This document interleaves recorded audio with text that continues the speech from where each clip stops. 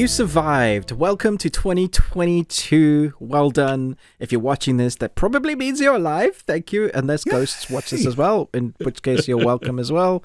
Just don't haunt us. 2022. Please. We're here for season 2, episode 1. I've got Chris from Movies and Munchies. Ruben from, I'm still Ruben from the Ruben Tuesday. So we're doing all right. Gonna get out those words and learn how to talk eventually. We've only been doing this for a whole year, but yeah, a whole year. Thereabouts. Yeah, well, close enough. But before we completely wrap up, or before we completely get into 2022, we're going to completely wrap up 2021 with our second half of the worst things that we watched in 2021. So you can go back and look on our channels or our podcast where we did our top 5, and we ranked them, I believe. And going back over that list, which I recently did, and I think you did as well, Chris, it was interesting to see how I fared. I was like, was I too harsh or wasn't I harsh enough? It changed a little bit, but I think for the most part, we'll probably stick to what we said there. But I'm interested to see what some of yours are. And beware, I think this time around, there's going to be a rant from me. Yeah. Oh, I think I know what it's going to be. Oh, and that's good. That's good. Yeah, it was funny because we, I think we're going to have a lot of overlap. Probably on our list there. Because there wasn't an overabundance of poo, but when I looked back on the movies that I had watched, and more specifically reviewed, there were more than a handful that made the list of just these were poo. And these were just a waste of time or a disappointment, or you had all of the elements and you should have been better. Why weren't you better?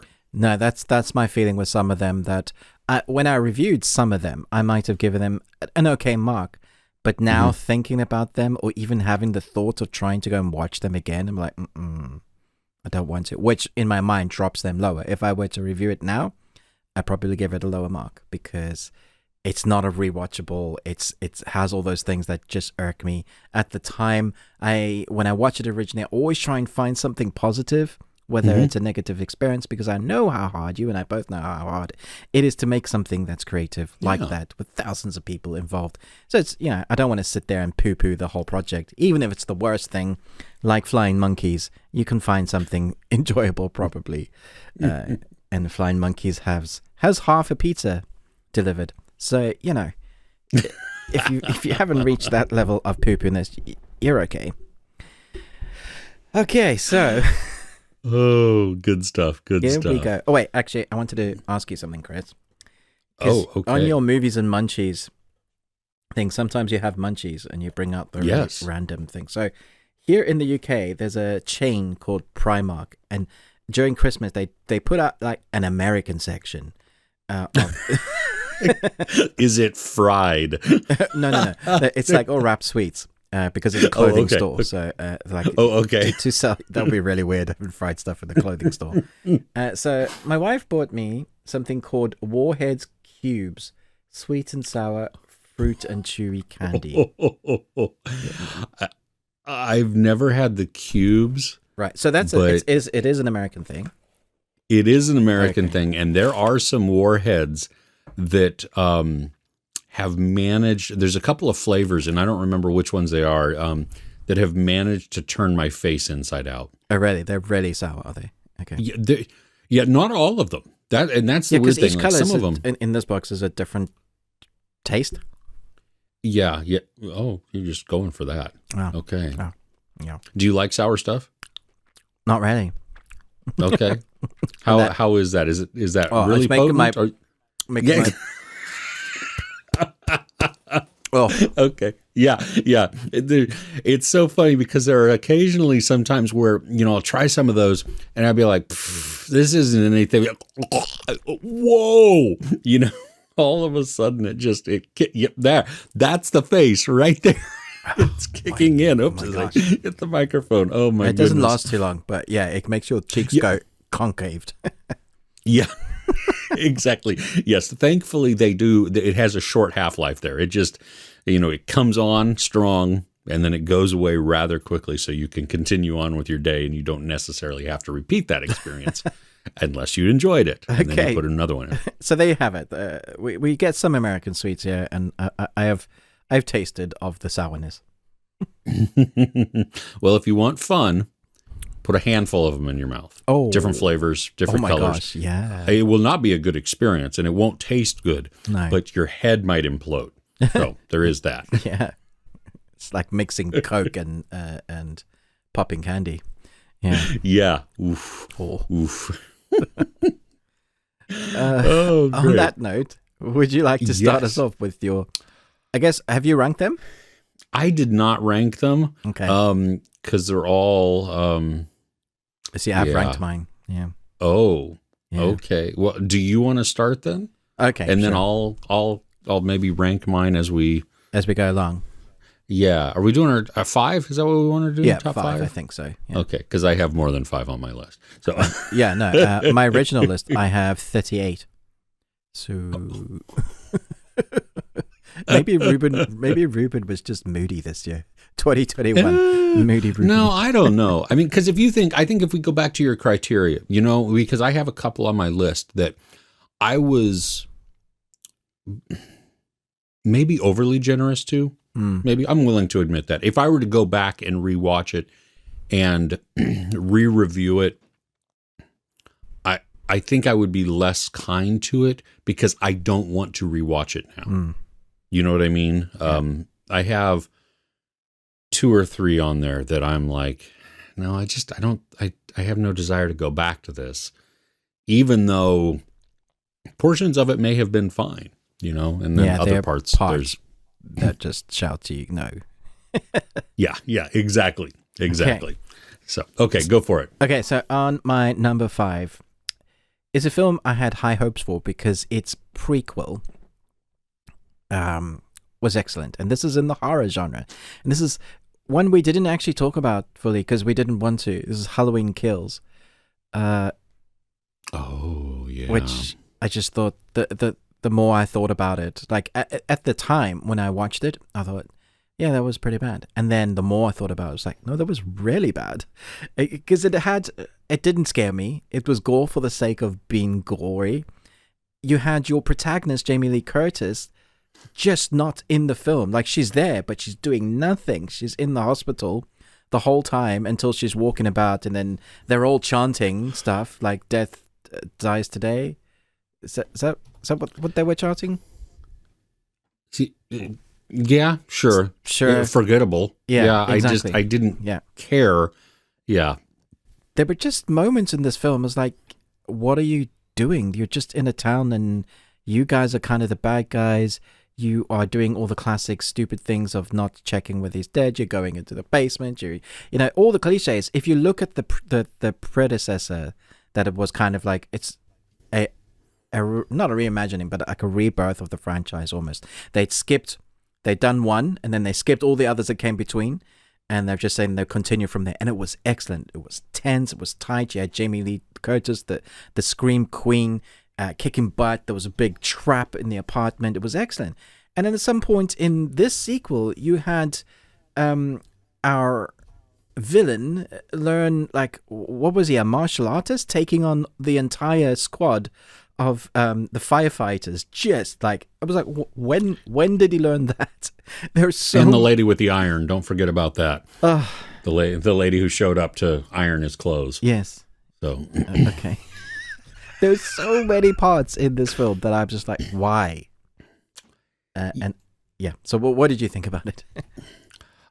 This is one, yeah. Now, I didn't enjoy it necessarily when it came out. I mean, I think I was kinder to it than I would be now. It was a waste of my time. Yeah. Now, and I really believe that. Yeah. Well, it is because I thought I wasn't on board when it was first announced for the reboot of Halloween. Okay. And then when I watched it, I was actually very surprised at how it was handled. I felt it was really good and it was really entertaining, and I had just a lot of fun with it. I thought, it had some callbacks to it and yet still had some modernness that was to pull it into our time. But it retained a lot of the feel, or the soul, maybe. That this one was boring. It was so unnecessary, and it felt like they were trying to pull in so many, like, hey, remember this, remember this, remember this. Let's pull all of this in. We're going to force nostalgia on you, and in the hopes that you won't see that this whole section over here is just stupid. Right. The one thing I think that the movie has going for it is that some of the kills are pretty good. I still like, the firefighter scene. It baffles me. And this is a feature of movies more often than not, is that if you have somebody who is going to be attacked by a large group of people, more often than not, it is a one-on-one, even though it could be a mob scene. And I understand, because you want whoever's in the middle to typically survive or come out of that, you know what I mean, to succeed in that battle. And so you don't have 15 people all at once come and just go ham on that person. So, but it, forgettable, not worth the time. And also then makes me very leery for the final installment. Yeah, because it's a trilogy. Like, I don't care. No. And I don't want to see it. Will I see it? Yes. But under protest, I think. Because you review films on your channel, and it would make sense for you to review the third part. But would you go out of your way to watch it? Yeah, no. Well, and everything I think was wasted in this too. That was the thing, that it was a whole bunch of little things smashed together in there that didn't really, like, you think about it. Go back to Jamie Lee Curtis. She has this massive monologue in the hospital. That's where she spends the entire movie, which I think is okay. That's fine in and of itself, but the monologue felt weird in the way that it was executed. Judy Greer,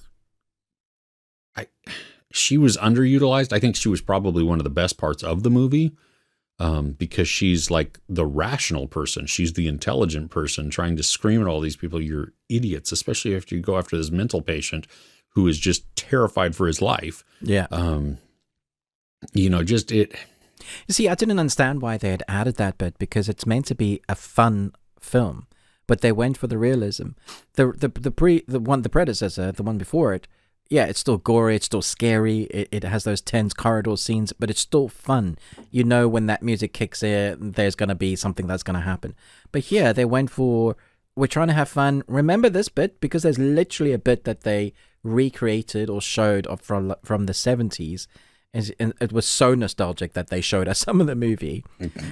And then they go back to this, yes, there's this story about the mental patients and society being so wrong, and one person shouts about the wolf and everybody follows, and that's definitely a witch, you got to burn it. It's that mentality. Yeah. So you've taken two genres and you've mixed them together, but the one genre had no reason to be in the movie. It was like, that is not, if you had started it on that platform, that's the type of film then you could follow through on that.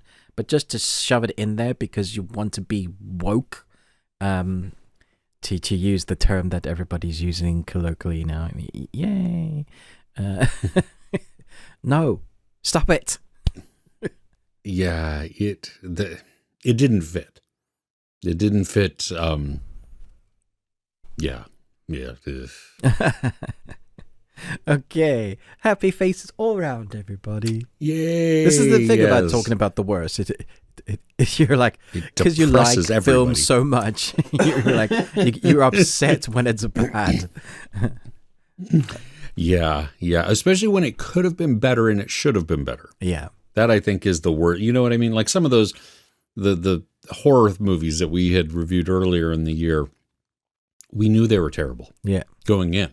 You know what I mean? That was the expectation. The bar was set so low that it didn't matter. But on these, the bar is set higher because it's coming from a major studio. It's coming with a large budget. It has pedigree.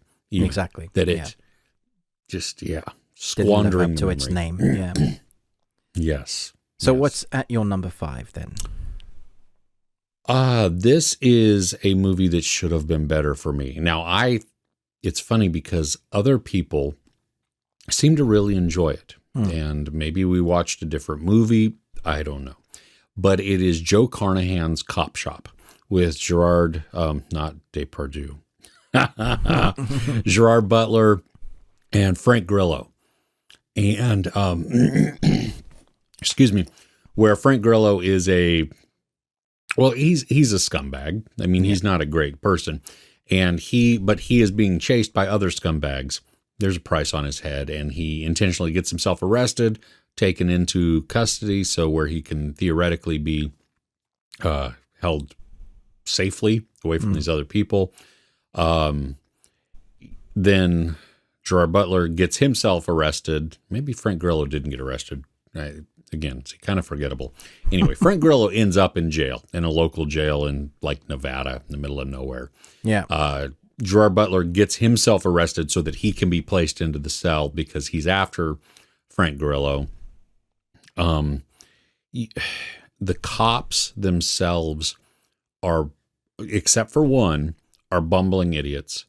They are just wildly clueless, angry. It didn't work for this scenario, especially when bad things begin to happen. And what that bad thing is that another hired killer comes in who apparently is very good at his job because he's completely unhinged.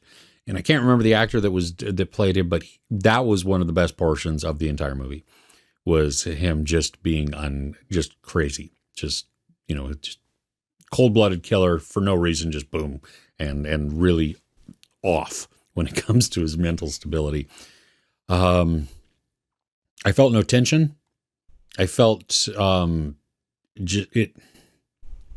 everything was obvious, and even their conversations that could have been more intense or more building, especially as you have a scene comes where the one good cop, the competent cop, and then Frank Grillo and Gerard Butler are trapped in the cells. Now you have the crazy killer trying to get in, and so you have this contained quarters with urgency being pressed against it. And I didn't feel anything. I didn't feel concern for them. I didn't feel tense. I didn't, even their conversation within there was like laughably bad. And it ticked me off the more and more that I watched it, because it was like this should have been great. Joe Carnahan has made some really tense stuff. He has made some good little twisting type of things, or just even all out action. You know what I mean? If you want to just go and just have all kinds of crap explode and everything else. But this was, the gun, I think one of the guns shouldn't have even been loaded, like the way that it happened in the continuity, and yet they're still firing it. I was so disappointed after I watched it. Yeah, because you differ quite a bit with the critics and the audience on this one. Mm-hmm. Yeah. Yeah. So that's interesting. Yeah, it was, a lot of people thought, oh no, this was really entertaining, or I loved the dialogue, or I loved the action. I'm like, there was an action scene, but I don't know. So did you ever get a chance to see it? I didn't. It wasn't one. I saw the trailer and thought, I don't think I want to see that. And I know that Gerard Butler and Frank Grillo can definitely carry films on their own. I love Frank Grillo in The Wheelman. I think it's an underrated film. It's a Netflix original, actually. Gerard Butler, he's a bit hit and miss. He does some actions that's good, does some drama that's good. But yeah, normally I like him on screen. So I got the feeling that this wasn't one that I was going to enjoy. And to be honest, I don't really like the director that much. He did Death Wish, the reimagining Bruce Willis Death Wish in 2018, and that was awful. It was just terrible. It was a bad film. So yeah, that was like ticking. So it's interesting. There's obviously a varying views there. So I wonder why it is that what they saw and what you didn't. Yeah, I don't know. I did see one reviewer who was like, "Oh, I loved this so much," which is fair. I mean, hey, you know what? You can love whatever you want to love. But I also saw, and maybe we'll get to this later, but he had also talked about how the newest Matrix iteration was a near perfect movie. So I kind of weigh that with that, you know what I mean? I'm like, well, okay, I'm not sure. Not sure what your criteria is. Yeah. Yeah, that's okay though. I mean, hey, you're entitled to love it, and hey, more power to you. If you enjoyed Cop Shop, I think that's awesome. I'm glad that you got enjoyment out of it, because chances are you had to put some money out to watch it. And so there's nothing worse than paying for something and it being terrible. Yeah. And yeah. I agree. Yes, Cop Shop, for me, no. Poo. Huh. That's interesting. I know you said you thought ours was going to cross over, but I'm not so sure anymore it's going to cross over that much. We'll have to see. Okay. Number 4 for me is Tiger King 2. I was really looking forward to this. I loved Tiger King 1. I thought it was really out there. Really interesting to see these people's lives that I, every single one of them that had like a farm with the animals on it, or a miniature safari, whatever you would call it, caged animals where you go and look at them. I thought they were all a bit bonkers, to be honest. Yes. And like the fact that they come off thinking that they're not makes it even like better to watch. I guess it's more entertaining. But the sequel really just felt like a cash grab from Netflix. Like honestly did. There was no real story there. There was no answers to the answers that we wanted. It's not like anybody was released from jail. They're still in jail. And the other people are still roaming about, raking in so much money from the Netflix documentary that they had, which is also terrible if you think about it. Like, it's just so wrong. Yeah. So I ended up going, what? Why? And then since then, there's been another documentary from the same universe with another character that I haven't even bothered. Like, I didn't watch the Doc Antle story either. I just, after Tiger King 2, I didn't care to revisit this, and that's. So yeah, that's my number 4. Short, quick, and sweet. I don't know that there's a lot to say about Tiger King 2 because it was quite honestly just boring. It was a disappointment, and I agree with you. I mean, I think there were some moments that it had, but on the whole, it did not capture the same magic, weirdness, whatever, of the first. Yeah. Maybe they should have waited a little bit more. Probably. So that they could have built up momentum again, had more. If something else happened, like they could have had all that footage. I've just stolen your thunder. That's what you were going to say, wasn't it? Yeah. No. Well, yeah. I was going to say that, but we're totally on the same page. So that's perfect. Okay. Yeah. For me, number 4 is a Netflix original called Prey. And this was great. What are you talking about? No. The potential was awesome. The potential was great. You have this group of people out in the woods being hunted by some unknown killer. That premise, I love. I love the fact that it is unknown, that we don't know why somebody's coming after them, why they've been targeted. Have they been targeted specifically? Is it just a madman? What's going on? They were out for a day hike. They were not meant to survive. They don't have all of their stuff. And when they go to their car, when they finally make it back to their car and all hell breaks loose right there, ooh, hey, this is kind of cool. And that's where it stops being cool. Mm-hmm. It just, the tension goes away. Even when they stumble upon who the perpetrator is and why, even though that there is maybe a slight justification, I think, that you can make for why this person feels this way, sort of. No. Yeah. No. And it's unbelievable that this person with the gun who is hunting this group of people out, that they are such a good marksman. Right. How? and I can see, you know what I mean, because there are good marksmen, and hunters are typically very good marksmen.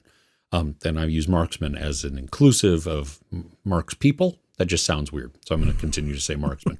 But they're accurate with their shots, but over terrain, varying terrain, people running. I mean, I don't buy it.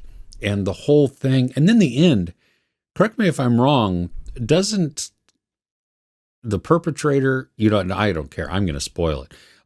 This is just, it's a poo movie. The lady who is the killer, doesn't she like walk off the mountain or something like that? Yeah, she does. There's this whole scene with, she meets up one of the other women, and it's meant to be like an awakening moment for her. In the meantime, you've totally lost interest in her. You don't care about her emotionally because she's wrong. She's evil. There's no justification for it, actually. Maybe at the beginning, one time. But the fact that she continues to innocent, kind of innocent people, it's no. Yeah. Well, and then that whole side story of because they're on a bachelor party type of weekend, where the brother is sleeping with the fiance of the one who's getting married, that comes out of nowhere and was pointless. It didn't. Because the film itself was quite short, so they needed to pad at the runtime. So we're like, somebody sleeping with somebody, let's just add that in there. That sounds good. Yes, let's do that. Excellent idea, guys. It's like they were around a campfire and all were like smoking spliffs and suddenly like, you know what? I think we should do this. I'm probably sounding a bit harsh, but it did come across like it was just, why is this very ill-conceived, right? Yeah. Okay, so Prey, stay away from it. If you want a movie, and that's the thing, and it's my fault for even thinking it, but it looked like The Ritual, which was on Netflix. Great. Well, that's a great movie. It really is. Now, they're totally different movies. I mean, they're just in every sense of the way. Other than you have in The Ritual and in Prey, you have a group of guys going through the forest. That's it. That's where the similarities begin and end. So, yeah. Okay. Go watch The Ritual, not Prey. Yeah, no, I'm totally with you there. My number... Have I done my number 4? Yes, that was Tiger King. Yes, Tiger King. Okay, so my number 3... yes. If I say Hulu original film, most of the time, which that never starts off well, typically. Yeah. Mother Android is my number 3. Oh, and I haven't seen this one. Yes. So the more I think about this one, the more it irritates me. It's got an actress that has also done great films, but also some that has not been well received. Chloe Grace Moretz. Oh, yeah. And I like her in some stuff. It's a post-apocalyptic world rocked by a violent android uprising. A pregnant young woman and her boyfriend desperately search for safety. So, how do I explain this? So you have an A to B. There's threat the whole film because they need to get to a certain place in time for them to be safe. So that for me always is a really good kind of MacGuffin to get you to keep watching because it adds a level of intensity. The thing is, you really want to know about the androids and the world that they're in, but most of the film, 90% of the film, is spent in the forest, in them in a tent, them trying to sneak around places to try and get to this end place. And occasionally they'll meet up with humans, and humans are they're like trying to do things like check that you're not an android, because androids have gotten good at deceiving humans. So there's a Skynet Terminator-ish vibe, but it's also very indie, low on the budget scale. Now, the best thing about this film is Chloe Grace Moretz's performance at being pregnant, I think. I know she went to like Lamar's class and everything, and she like really got into it. So she's great. And when she is with her partner, their dialogue scenes are good. It's just the film is really uninteresting. When you get to the androids, you're kind of like, okay, that's cool. But you want to know about what makes them tick, what happened, what are they doing. It feels like they hint at there's this whole society and they have this hierarchy of things that's going on, and there's reasons they have really manipulative ways of trying to take down humans. They don't really discuss why that was overthrown or why they hate us. It just happened. And so there's like this little twist at the ending that supposedly makes you want to care about what's happening. But by the time you get to it, it's one of those films that you sigh and go, "Why did I watch this? Can I? I should have watched Terminator." It's. Ugh. Well, it sounds a little bit like it's taking some premise also from Blade Runner. Oh, for sure. And yeah. But at that point, why? Because we have Blade Runner. Okay. Yeah. So just not worth my time, even if Chloe Grace Moretz is good in what she does. Yeah. I mean, here's someone's review. She's a fantastic actress, yet it's bomb after bomb after bomb for her, and she's the only good thing in them. Chloe, please fire your agent. It's like, that's accurate. Because she's normally the best thing in what you're watching. Unfortunately, the film that she's in might not be great. I think ever since Kick-Ass, I expected more from her. And we don't always get them. Sure. Yeah. Yeah. Well, gosh, and she was so young in that, too. Yeah, she was, yeah. Yeah, so that's coming to Netflix, to the UK, in a few days. So everybody, yeah, stick that on your watch list. Or don't. That's weird. So, but you could see it on Hulu in the UK before? No. So yeah, I got a screener for it. So they sent that to me. Okay. And I reviewed that. Okay. And then it went to Hulu. Normally, all the Hulu originals go to Stars on Disney Plus. That's a thing like they've added on. But for this, I guess Netflix bought the IP before Stars. For the UK or for UK. Europe, maybe. Okay. Yeah. Okay. Yeah, because I do believe it's still a Hulu original in the US. In the US, yeah. Yeah. Because they funded it and made it. So yeah, that makes sense. Yeah. Gotcha. Okay. Yeah. All right. Staying away from it. Not going to watch it. Yeah. You should. Dodged a bullet there. You should totally watch it.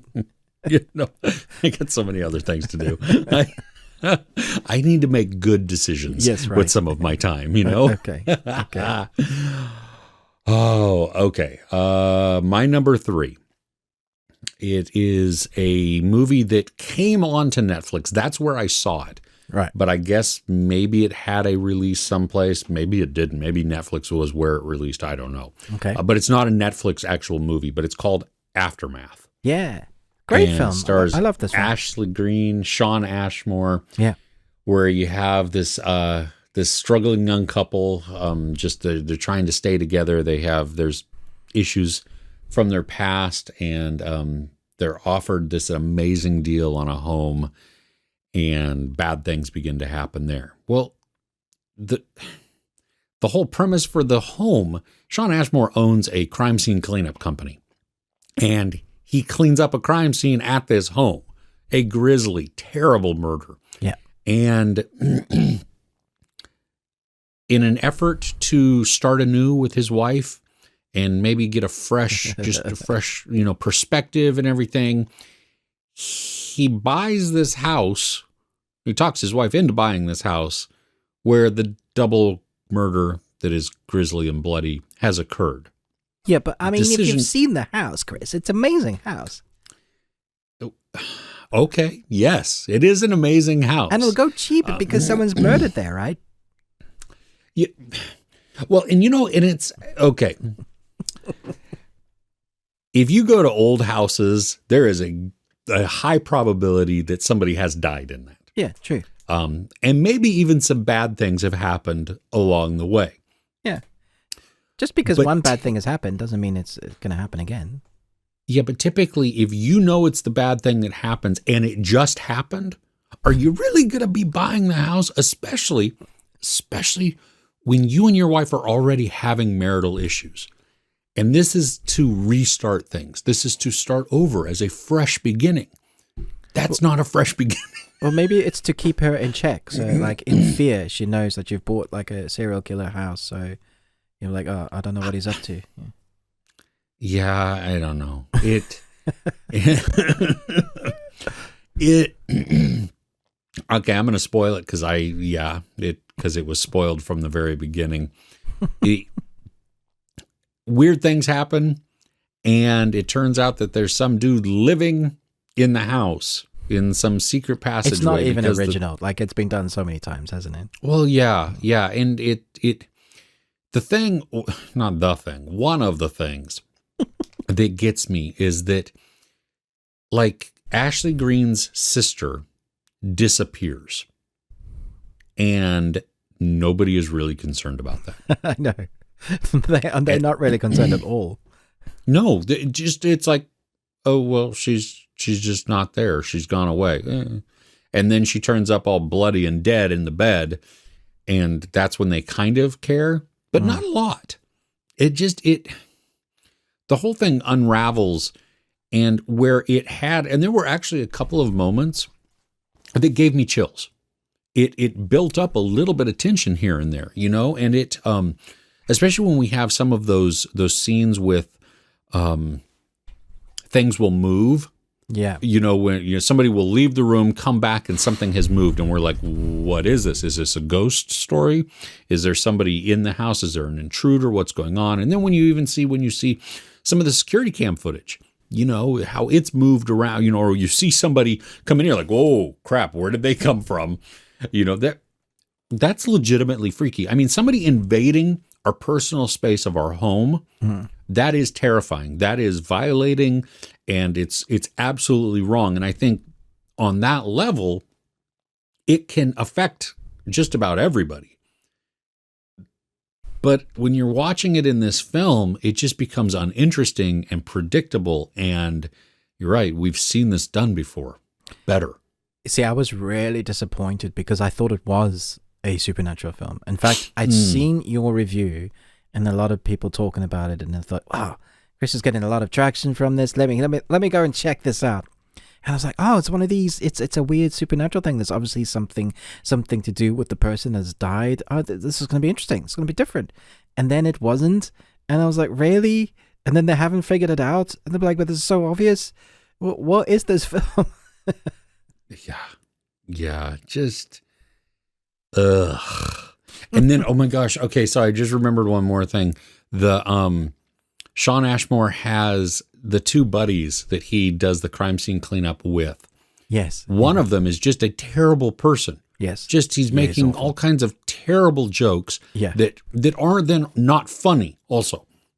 So they're bad jokes, and they're mildly offensive, maybe even overly offensive. Yeah, no, not mildly. There were things I was like, you cannot say that. And I'm surprised you're allowed to put that in the film to say that.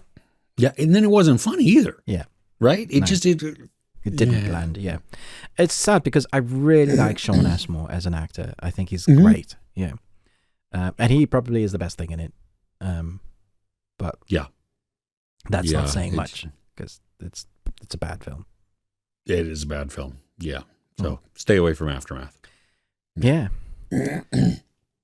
So this one might surprise you. On my number 2, my number 2 worst film of 2021 has a huge budget, AAA actors, and it's probably not the one you're thinking of right now. It's okay. Is Red Notice. Because it has no right being as bad as it doesn't.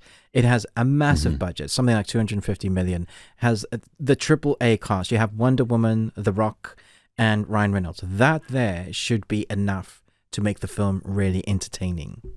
The thing is with this film is it just tried to be too many films.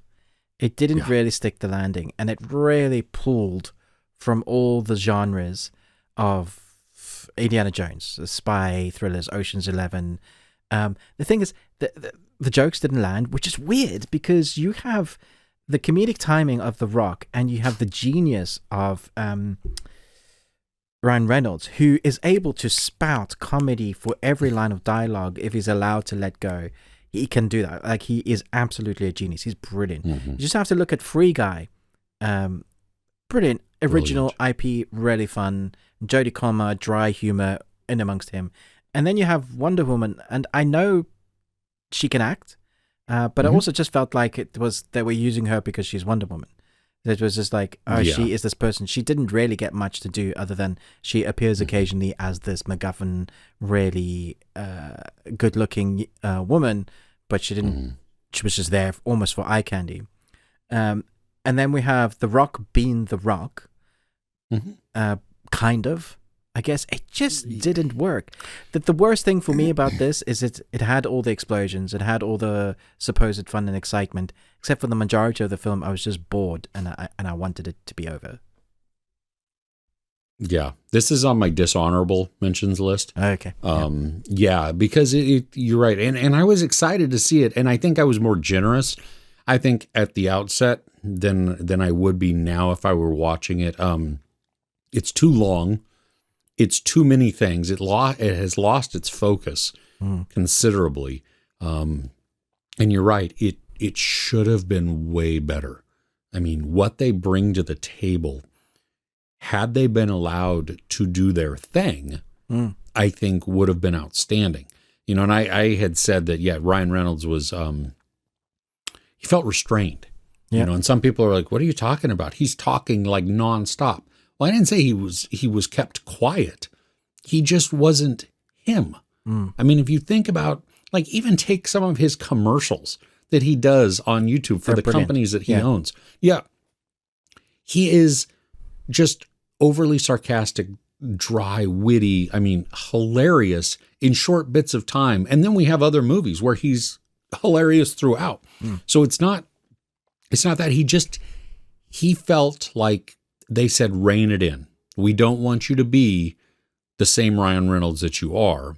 We want a little bit of that, but we want something else. But they didn't tell him what that something else was. Yeah, because when he's being told to do something else, he does stuff like the voices, which is great. Right? It's crazy. He can do it. Yeah. Yes, exactly. It go psychotic on us, you know? And The Rock, we've seen him be so stinking funny because he's just, some of it's his expressions, but his delivery too. He really, I mean, I'm shocked every time because I'm not shocked now, but you know, at the beginning, because you have wrestler turned actor and you're like, okay, well, it is acting, but come on, it's more physical acting than anything. Then, yeah. I was bummed by this and really disappointed in what it is, especially for when Netflix announced at the beginning of 2021 that they were going to do a major release every week. You know, I was like, ooh, hey, this is cool. And they used those three and the platform of Red Notice as the launching point for this. Yeah. You know, so we've been looking forward to this movie for This was close the one. to a year. This is the big one. Yeah. Yeah, and I know Netflix put a ton of money behind it. Yeah. And I saw it in the theater. I went and bought tickets and actually saw it in the theater. And no. Unfortunate. Yeah, so that's why it's at my number 2. Because it's poo. It actually is. And it amazes me that it is. Yeah. Yeah. Well, following on Netflix, my number 2 is Intrusion. Do you remember this movie where you have Frida Pinto and Marshall Logan Green, the guy from Upgrade and The Invitation? That dude's awesome. It's coming back. I think I actually physically, mentally blocked it out. Okay, this is the one where they have this really nice house out in the middle of nowhere. Oh, it's another nice. It's the other house one. Yeah. Where Logan Marshall Green is the designer. He's the architect, and so he built this beautiful house. And she ends up. He's a killer. She figures it out. I'm at a loss for the whole thing. I mean, it all of the interactions. I mean, where to even begin? The outcome is so obvious, and it's so then uneventful, that it, disappointing. And where you have, as Frida Pinto is going on this journey of investigating her suspicions, are they justified? Are they not? Who knows? But she sees all these red flags with her husband, and yet doesn't really do anything. And she'll still follow into, like, you shouldn't go into this room or down this hallway or whatever. And yet you do anyway. And then you choose to have a long conversation with somebody within the secret room where you found somebody bound who's been missing for, quite a while. And you're like,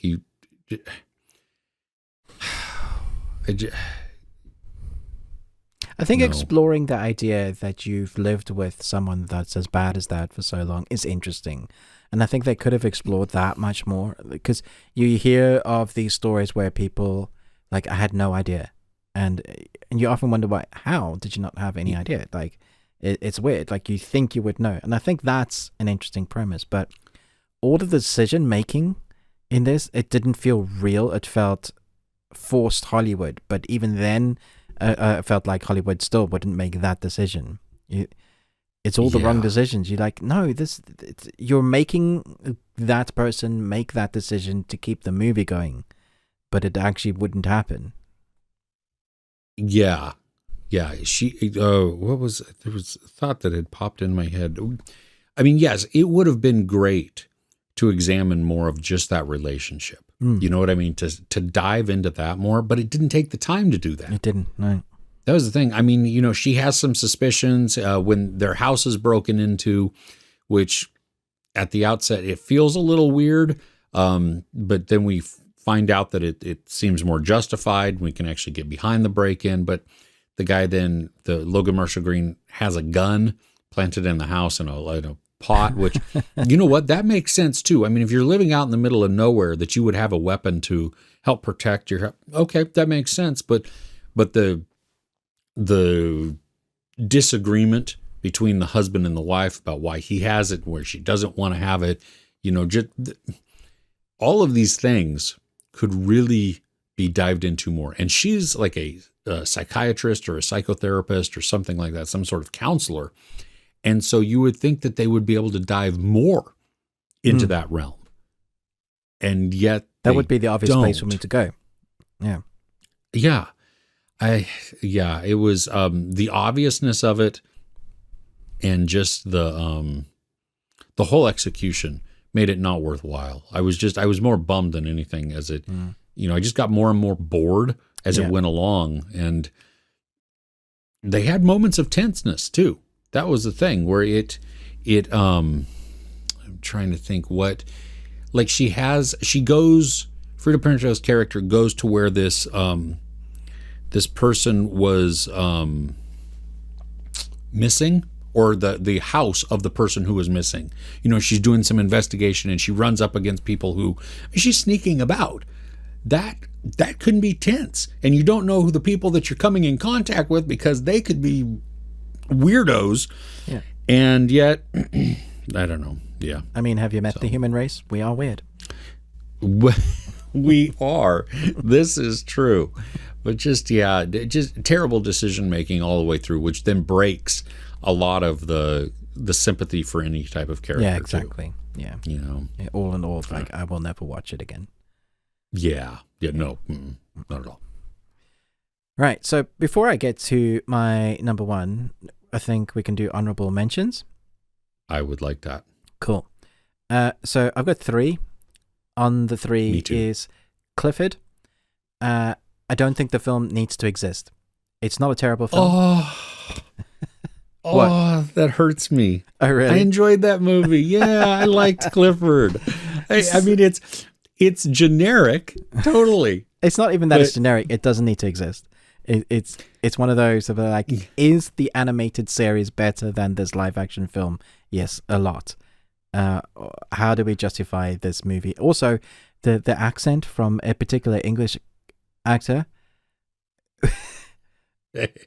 No, Yeah. it's terrible. Yeah. And the CG is okay, but not great.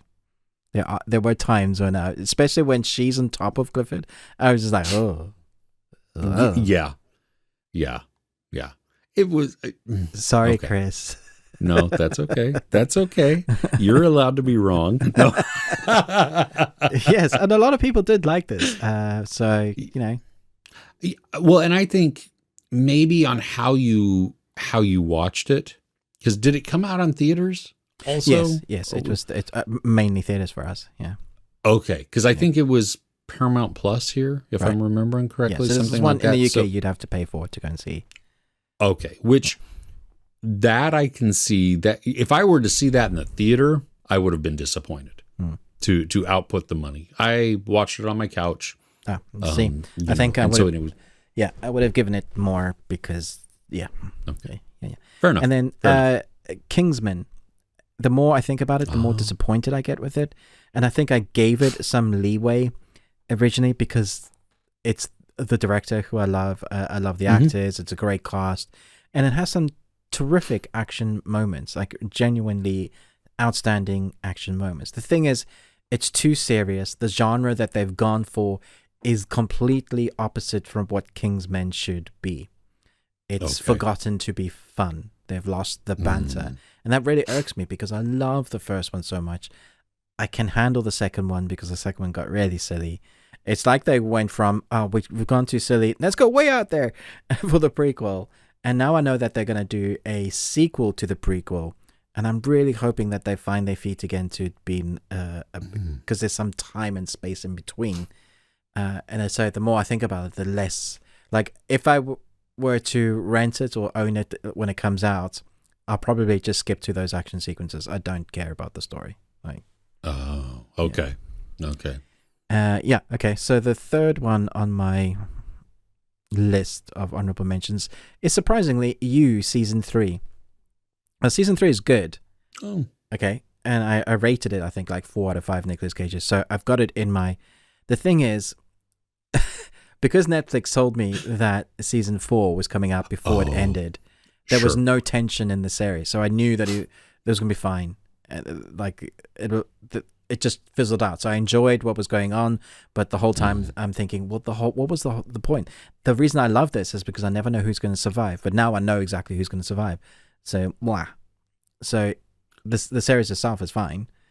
It would have been better if I didn't know. Yeah. Okay. Fair enough. I haven't watched the show because I read the book. The book was enough for me.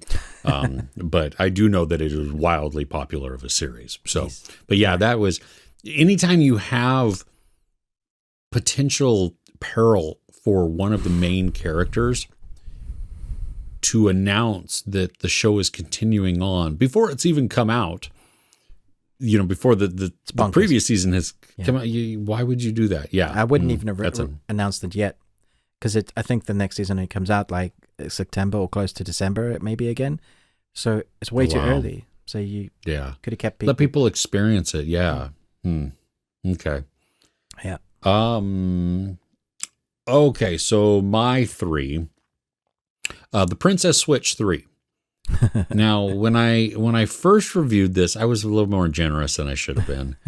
It was boring. I mean, don't get me wrong. It was boring. I don't think it was like the worst movie of ever, but the more I think about it, I mean, I'm so disappointed. I mean, I didn't have high hopes for it anyway.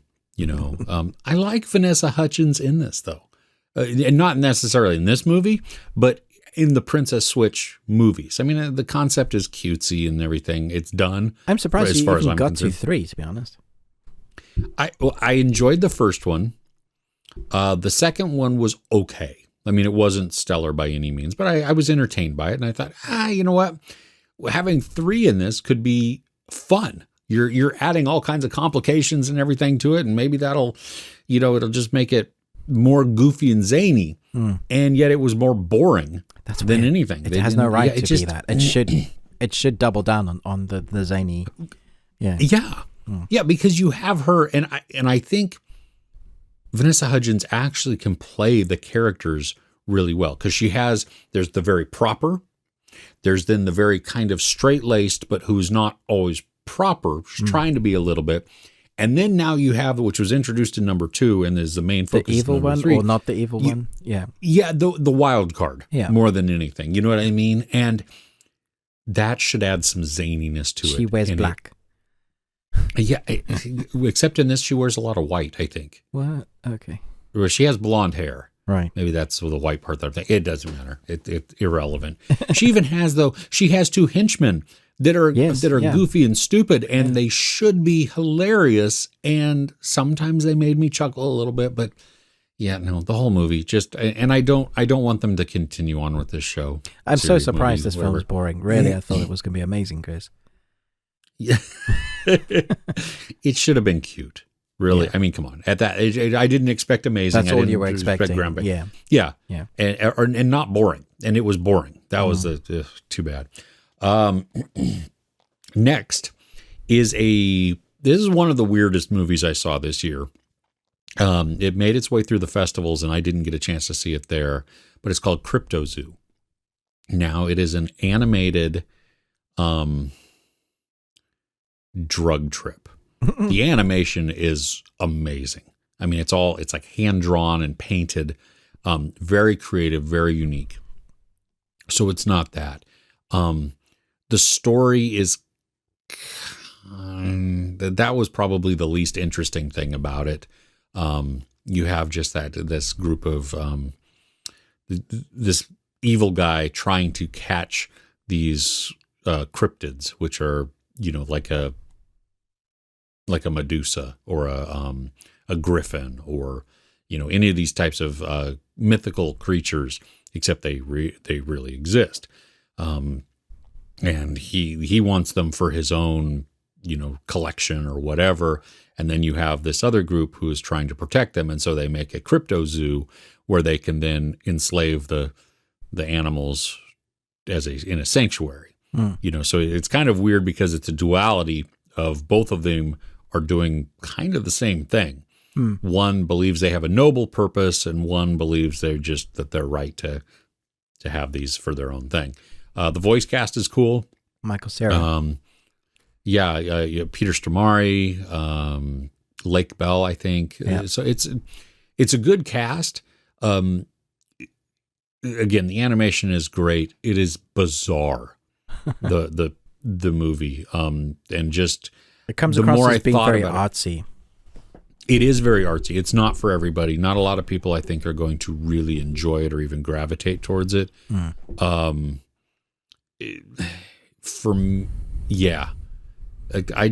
more I thought about it, though, I didn't enjoy it. I probably rated it higher initially, out of just that it was kind of weird, but I appreciated what they were doing. The art and the time that it took to create what they created was really well done. Yeah. But this is not something I ever want to watch again or would even consider watching again. So there you go. Okay. The final one on my list of poo is Dose. What? Or 2. How could The Netflix, Unos, dos, tres, cuatro, cinco, seis. Yeah, no, it was poo. The premise is great. It started off with so much potential where you have 2 people sewn together and they're strangers and they wake up sewn together. It was way too short of a movie. It's the dumbed down version of the Human Centipede.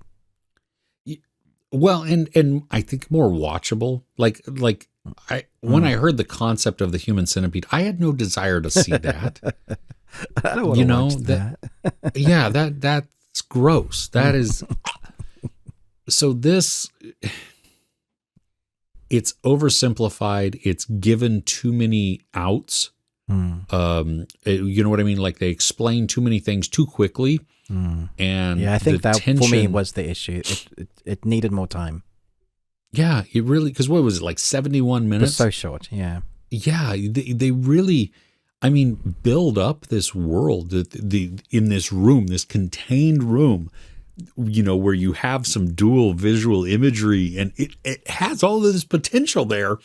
And you even have a suspecting or a suspicious woman she's suspicious of the man that she's tied to. She asks all these questions, and he's absolutely evasive in everything that he answers or doesn't answer.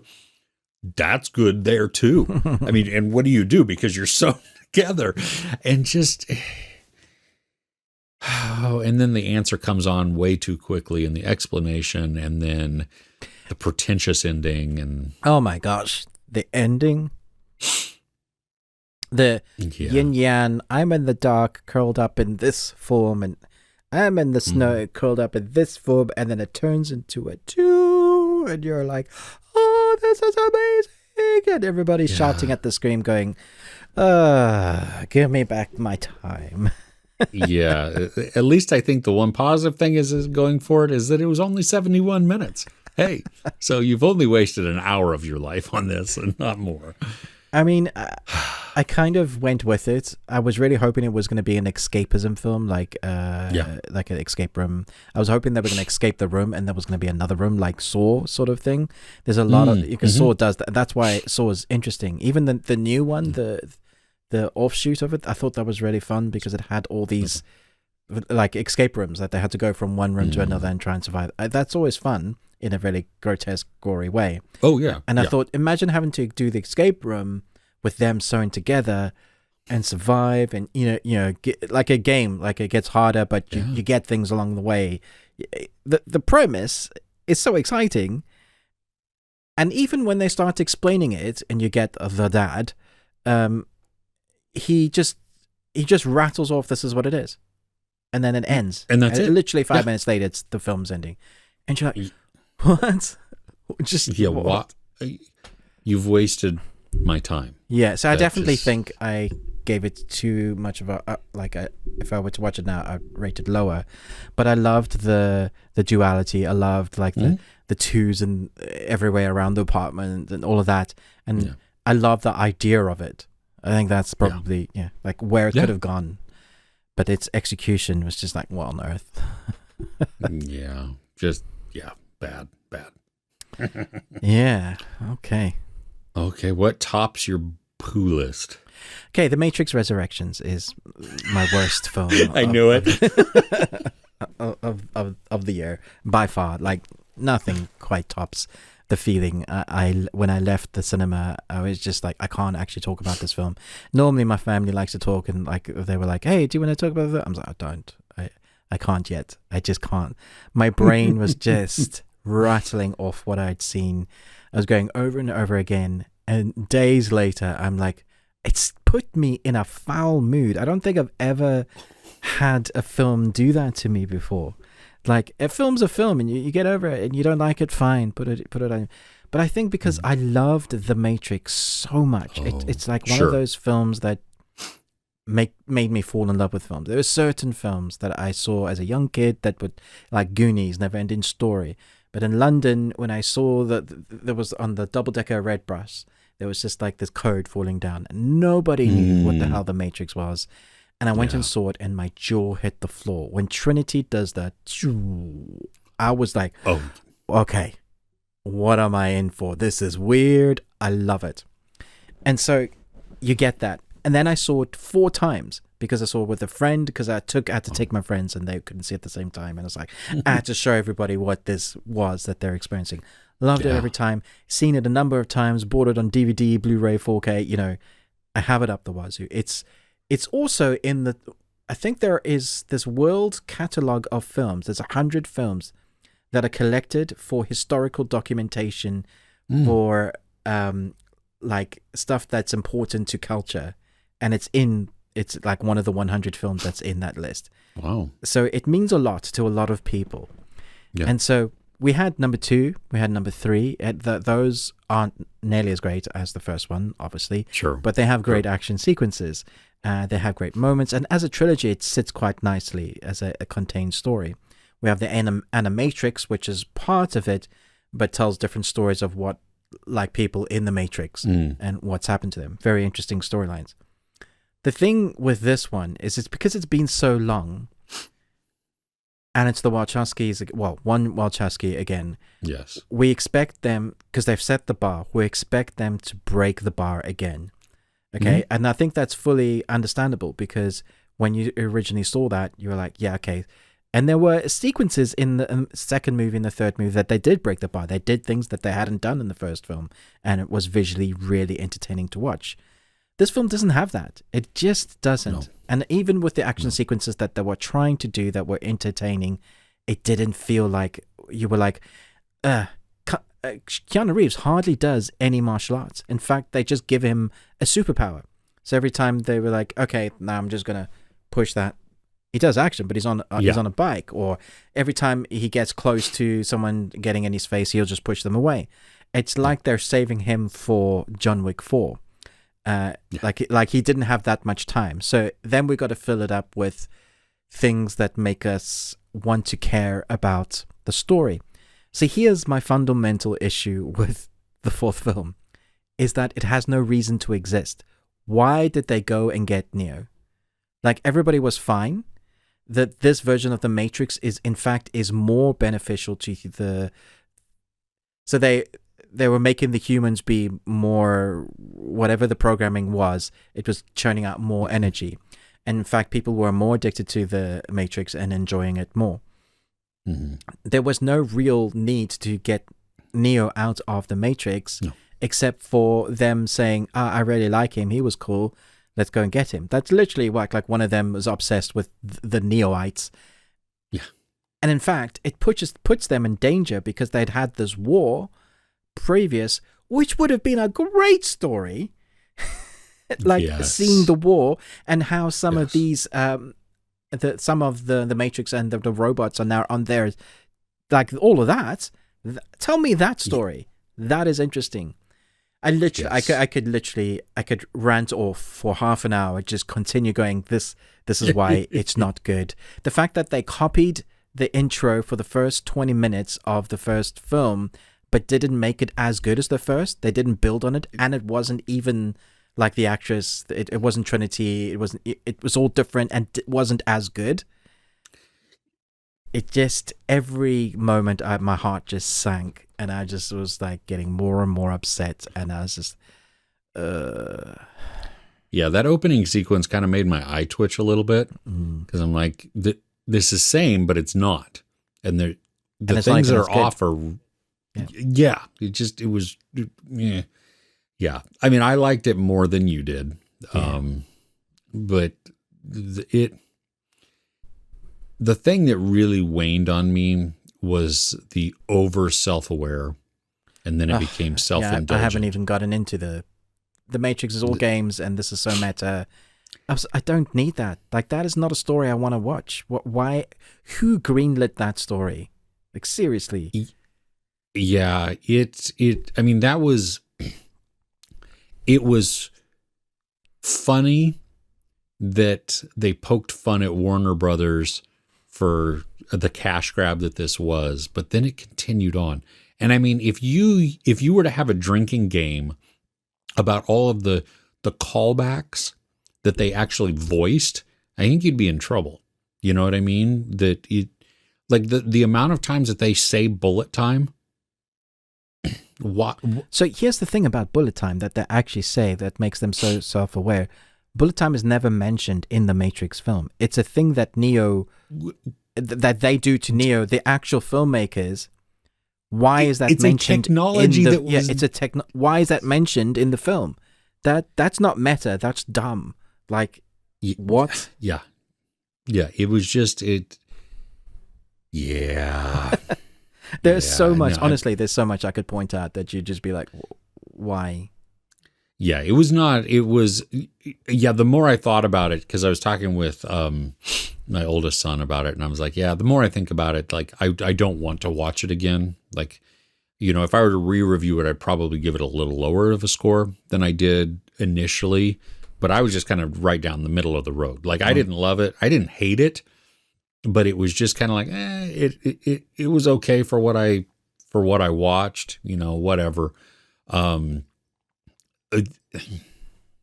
did see somebody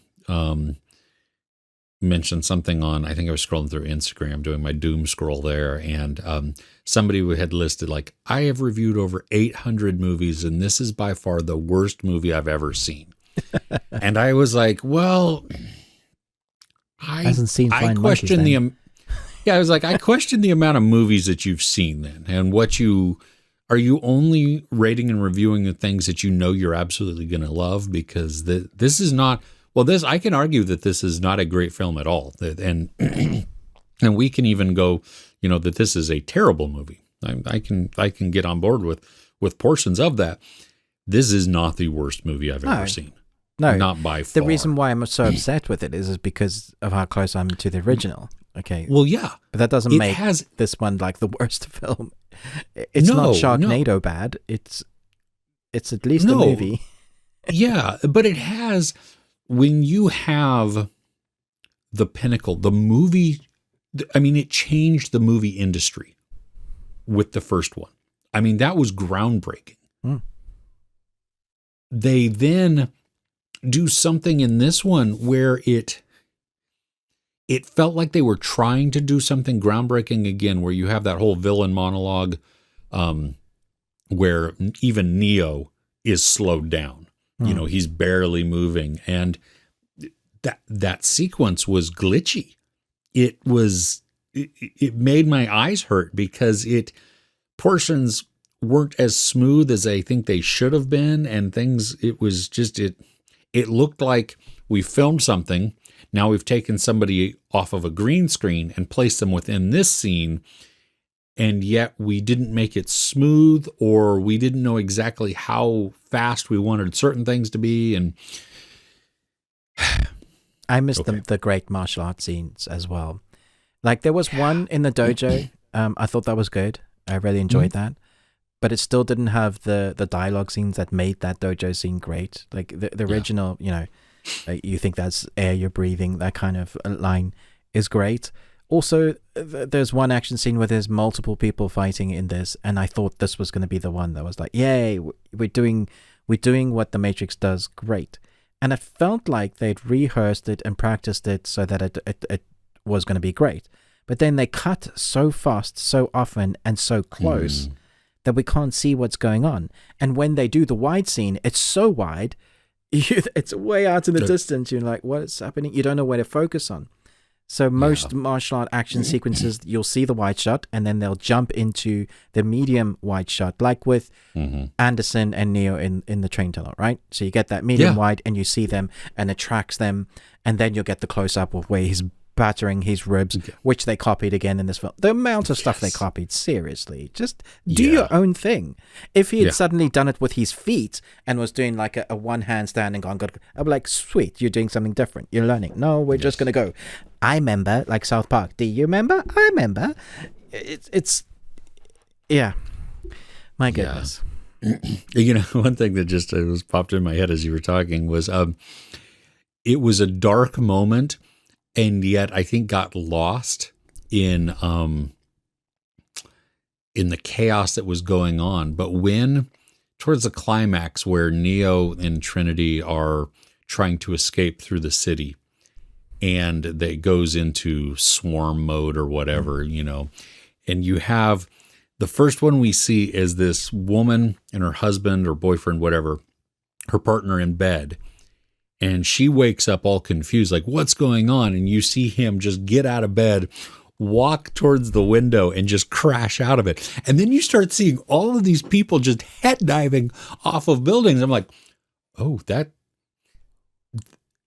is twisted.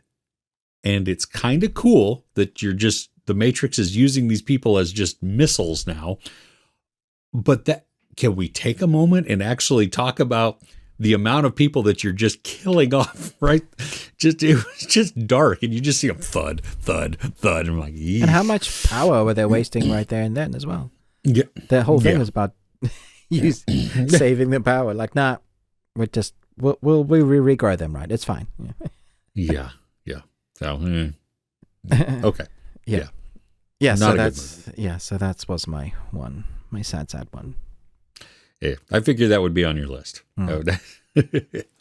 Mine, which I'm surprised it wasn't in your dishonorable mentions, but yeah, Hypnotic. Yeah. With Kate Siegel. Yes. Another wasted potential. This one that is so obvious right from the very get-go. And yet I held out this hope the entire time that I was like, no, it's not going to be that. You're going to have a twist to it. We have, and the premise where you have this psychotherapist who also does hypnosis. Yeah, that's the word I'm looking for. And he puts these triggers into people's minds and then has them, and he kills them it's like Inception. Through that way. Yeah. Yeah. Almost. So when somebody believes that they're being squished by an elevator, their brain tells them they're being squished by an elevator and they can't breathe. And so they suffocate and they die. That's the movie I wanted to see. Yeah. I wanted to see this killer who is killing all kinds of people and somebody's working to try and get him. That is not the movie we see. That is not the movie we see. In fact, I think we only see him use that, I wasn't say technology, but that thing like 3 times. Yeah. One other time she, like when she tries to, and she freezes and you're like, that is creepy, right? Yeah, when he says stop and she's like. And you have no control over it. Like, why haven't you been using that? We want to see him with other people. Like, we wanted to, I really hoped it was going to be more than what it said on the tin. Because it was so obvious from the get-go. It was, yeah. And that's where it shouldn't have. And you have, and I can't remember that actor's name, but he's not, I mean, I like him in certain things, and I think he can be devious and creepy, and he brought some of that air to it, and Kate Siegel was really good with what she was given. Like, she can be very emotive and kind of damaged is not necessarily the right word, but it kind of is what I'm trying to convey, that she's vulnerable in certain ways and she's searching for healing or whatever. And, she's got baggage. Yeah. And yeah, Jason Amaro. Yeah. Yeah. There you go. Yeah. Oh. It not. Yeah, no, I'm totally with you on this. I understand why it's your one. It was a terrible film. I think there were 3 films that melded into one for me. And that was Aftermath, this one, and the other house one, and they were just all equally just awful. Yeah, same kind of premise. I think maybe that not necessarily in the execution, but that you just have obviousness mixed with good potential that's never realized. Yeah. And so it just the whole. Okay, no. Well, that was a fun talk. Yeah, that was fun.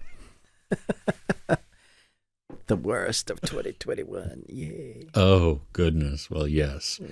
So, here's hoping that 2022 brings much more joy and smiles and, it'll bring some poo too. So maybe we'll continue this on, and halfway through 2022, we'll do a ranking of the worst things we've seen so far. But, yeah, that's our list. But you know what? There is a bright spot on this. There is. So if you are there, there kind of.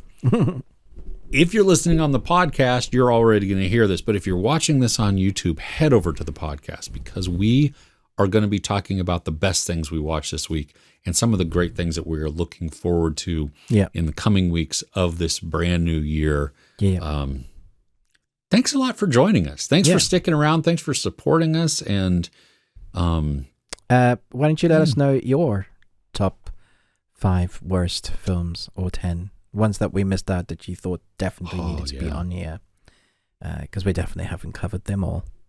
No, not even close. Yeah, that'll be good. That'll be a fun list to see. I would. Yeah, good suggestion there, Ruben. That's outstanding.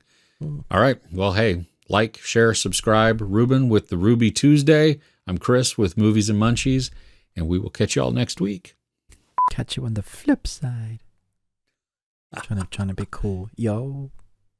What is word rigs? Oh, that is that when you said it, I saw Rocco in Boondock Saints. Nice. Catch y'all on the flip side. Catch you on the flip side.